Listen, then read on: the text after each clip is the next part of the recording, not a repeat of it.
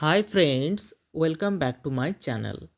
In this clip, I am going to explore Geoffrey Chaucer's one of the magnum opus and a significant work of the history of English literature, that is the Canterbury Tales. We know that Canterbury Tales is the significant work of the medieval period. However, this very piece of literature by Geoffrey Chaucer remained an unfinished one. And as far its genre is concerned, it's a social satire and also an unfinished collection of stories. Now, let's know the composition year of this very piece.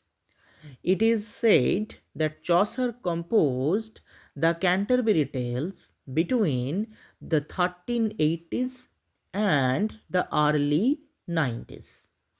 Now, the place setting of the Canterbury Tales. It was set in Southwark, a place in London. And from this Southwark, London, the pilgrims actually went to the holy shrine of Saint Thomas Becket in Canterbury.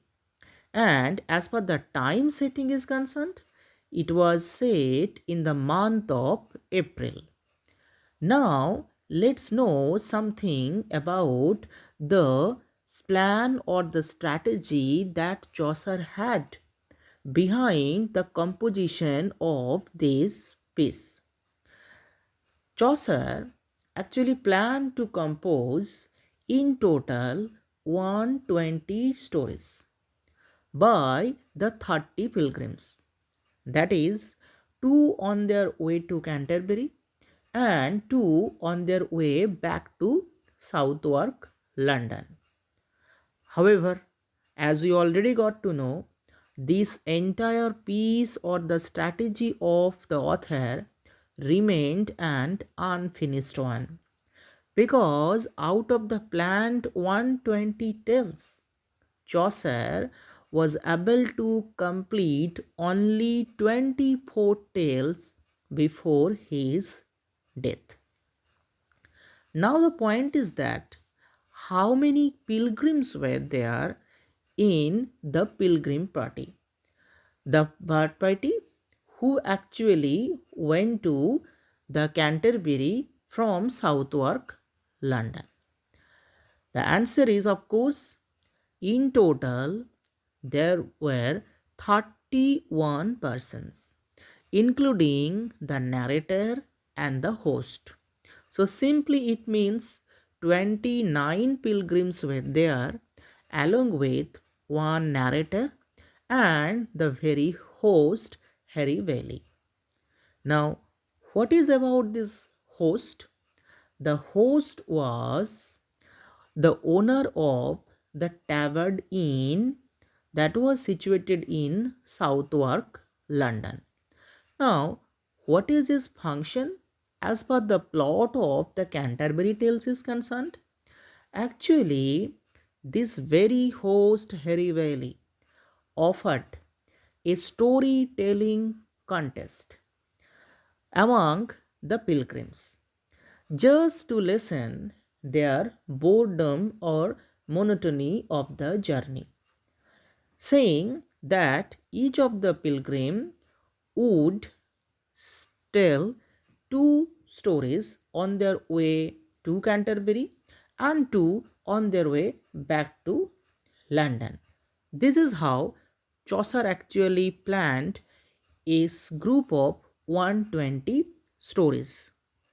The host, Harry Valley, in addition, also offered that he would be the judge in this very storytelling contest.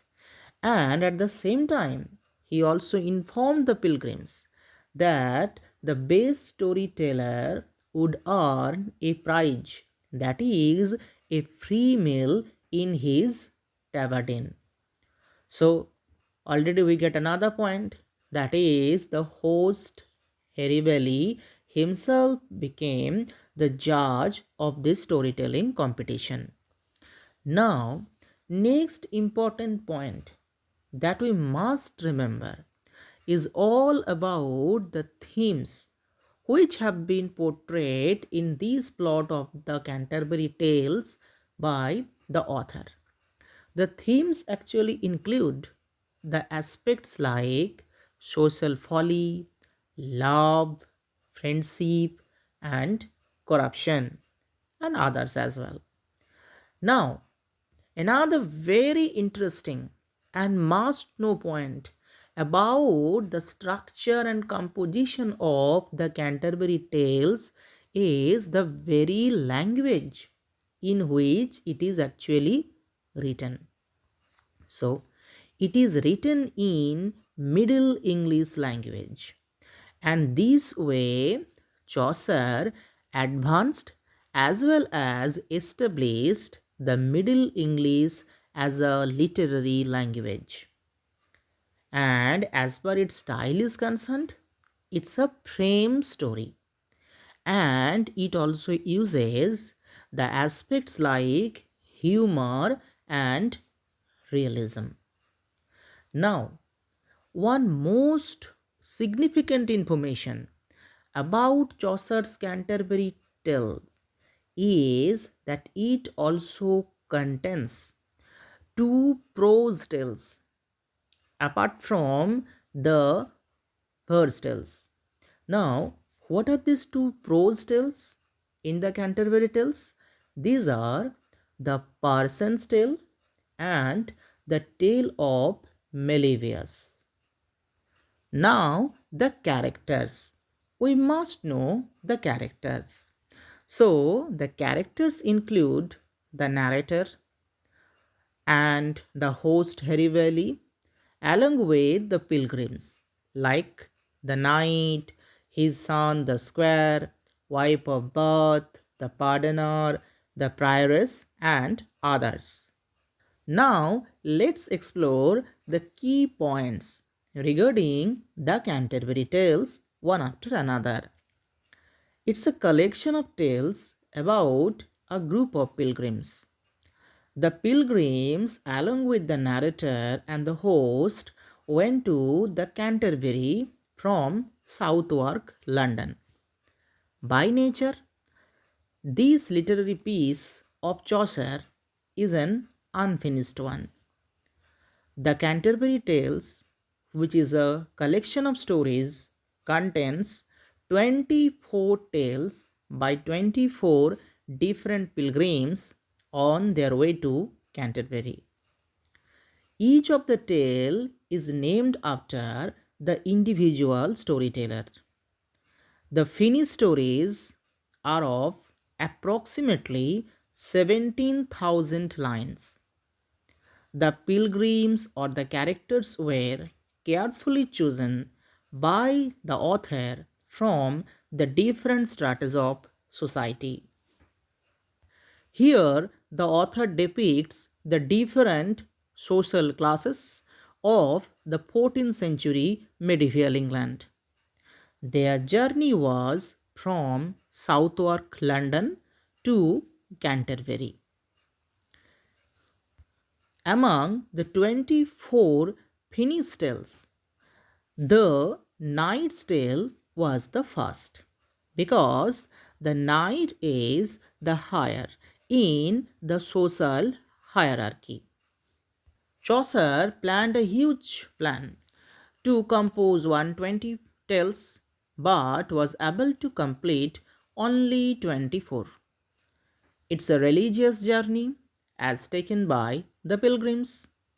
The author picked different people as pilgrims from different professions like the clerk, the merchant, the cook, the doctor, and others. The pilgrims first gathered at Tabardine, which was situated in Southwark in London, and the knight is brave, whereas his son, the squire, is young. The yeoman, who is the servant of the knight, is a loyal one. The prioress's name is Madame Eglantine, and she is by nature modest and courteous. And she also wears a gold brooch with the words inscribed on it, that is, Love conquers all. The name of the friar is Hubert. The clerk is a student of philosophy at Oxford. The wife of Birth has been married 5 times, and her name is Illusion.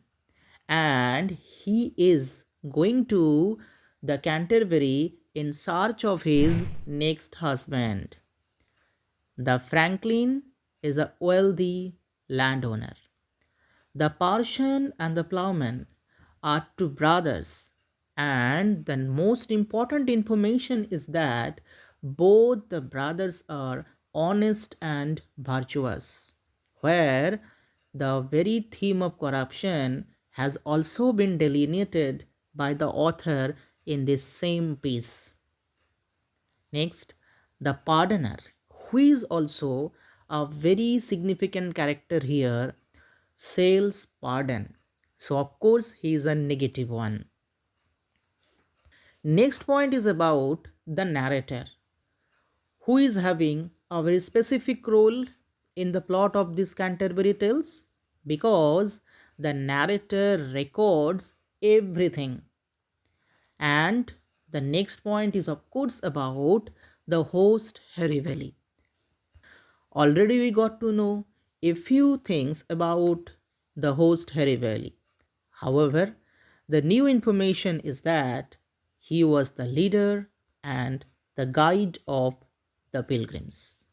So, this way, the pilgrims, along with the narrator and the host, started their journey towards the Canterbury shrine in Kent. So, this is about Chaucer's The Canterbury Tales. We'll come back soon with another interesting lecture on the topics of English literature and English grammar.